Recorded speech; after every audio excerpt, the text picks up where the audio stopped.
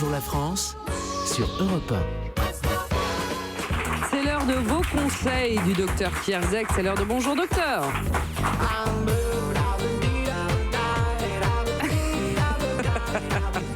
Vous l'avez oublié, hein?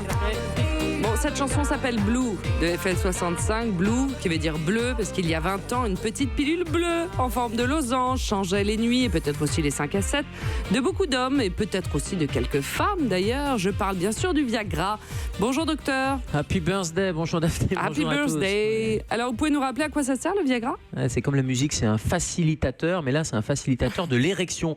Ça s'appelle comme ça en fait. Alors le nom savant c'est le sildenafil, hein, puisque le Viagra c'est vraiment un nom commercial. Et ça agit comme un inhibiteur d'une certaine enzyme et ça relâche en fait les muscles au niveau de la verge, au niveau des corps caverneux. Et donc du coup, si ça relâche les muscles, qu'est-ce que ça fait? Il y a le sang qui peut passer plus facilement. D'accord. Donc, voilà le mécanisme de ce facilitateur de l'érection. D'accord. À qui vous recommandez cette utilisation du Viagra? Aux hommes. Déjà, bon, ça c'est sûr. Non, mais c'est un facilitateur. Pour les hommes, bien sûr, c'est pour l'érection. Hein. A priori, pour les moi, hommes ça me servirait pas à grand-chose. Qui ont des problèmes. On en parlera, mais il y a de l'érection féminine, il y a eu quelques expériences. Oui, il y a une érection du clitoris, mais c'est encore autre chose. Cette pilule bleue, mais comme les autres, hein, parce que quand je parle de facilitateur, c'est une grande classe. En fait, il y a le sildenafil, il y a le vardenafil, c'est le Levitra, il y a le Cialis, il y en a plusieurs en fait. Mais c'est vrai que le Viagra a popularisé il y a 20 ans et a été un peu le premier sur le marché. Mais en fait, c'est conseillé à tous les hommes qui ont des problèmes d'érection, à condition qu'il n'y ait pas de problème mécanique au sens vasculaire. Il ne faut pas que les artères soient bouchées. C'est pour ça que à chaque fois, quand il y a des problèmes d'érection et quand ça dure, c'est-à-dire quand ça se reproduit, il faut consulter son médecin et c'est sur prescription médicale. Pas question de prendre chez le voisin, en disant tiens, ça a marché chez le voisin, etc. Non, il faut d'abord trouver la cause du problème d'érection et s'il n'y a pas de cause d'artères bouchées, etc., à ce moment-là, ça peut être le petit plus qui peut permettre d'avoir une bonne érection. Érection qui nécessite à la fois le flux sanguin, c'est-à-dire qu'il faut qu'il y ait l'artère,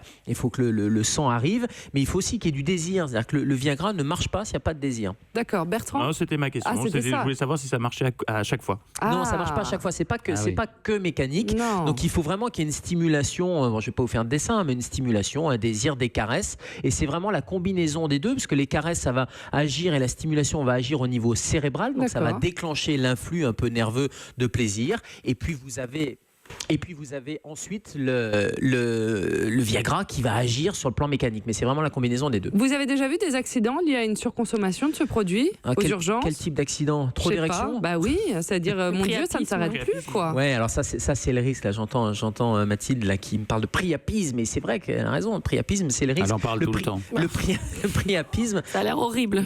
Ouais, ça fait mal. Le priapisme, c'est quoi? C'est une érection qui est maintenue trop longtemps.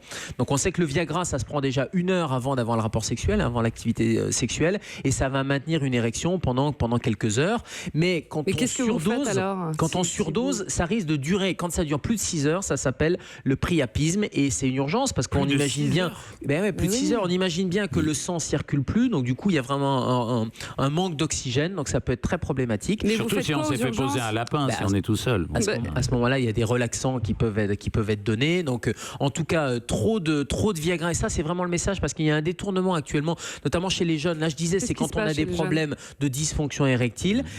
C'est à partir d'un certain âge, aller au-delà de 50, 60 ans. Mais maintenant, les jeunes le prennent comme une espèce de, non pas facilitateur, mais pour maintenir, pour augmenter les performances. Et on est vraiment dans un sexe performance et qui peut, quand on multiplie les comprimés de Viagra, aboutir à cet effet secondaire qui est le priapisme. Donc, si on a une érection normale, il ne faut pas être dans ce culte de la performance sexuelle et prendre du Viagra quand on a 20 ou 30 ans, ça n'a pas de sens, parce que qu'est-ce qu'on va prendre après? Enfin, vous voyez, on n'est pas du tout dans une sexualité qui est normale, et il y a un risque. Le risque, il est à la fois cardiaque, donc c'est pour ça que je disais c'est prescription médicale, et puis le risque, c'est le priapisme si l'érection dure trop. Bien sûr. Donc évidemment, c'est médicalisé. Vous allez voir votre médecin pour vous renseigner, pour vous le faire prescrire. Et puis évidemment, comme le chantait Garou, qu'est-ce qu'on chante après l'amour? On dit.